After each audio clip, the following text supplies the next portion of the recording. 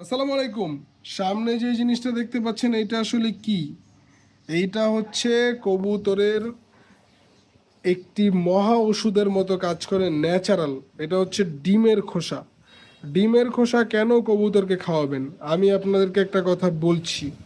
আগে আমরা দেখতাম যারা বড় বড় কবুতর পালক ছিল, ওস্তাদ। আমি তো ঢাকায় কবুতর পালি, তো যারা বড় বড় কবুতর পালক ছিল, ওস্তাদ, তারা দেখতাম কবুতর যখন ক্যালসিয়াম জনিত সমস্যা হতো, কবুতরের ডিম জমতো না, কবুতরের ডিম ঠিক মতো হতো না, ডিমের খোসা শক্ত হতো না, এবং ডিম রিলেটেড বিভিন্ন সমস্যা হতো, তারা তখন কি করতো? কবুতরকে কবুতরের ডিমই সিরিঞ্জে ঢুকিয়ে খাইয়ে দিত, এবং প্রচুর পরিমাণে ডিমের খোসা খাওয়া হতো। কারণ এটার মধ্যে পেয়ে যাবেন আপনি মিনারেল এবং ন্যাচারাল একটা জিনিস। এইটা যে কি উপকারী ভাই, যারা কবুতরকে খাওয়ান তারা এটার ভালো সম্পর্কে, ভালো দিক সম্পর্কে ধারণা রাখেন। তো এই ডিমের খোসা তৈরি করতে কিন্তু অনেক ঝামেলা। ডিম ভাঙলেন, ডিমের খোসা নিলেন, আর কবুতরকে খাইয়ে দিলেন, বিষয়টা কিন্তু এমন না।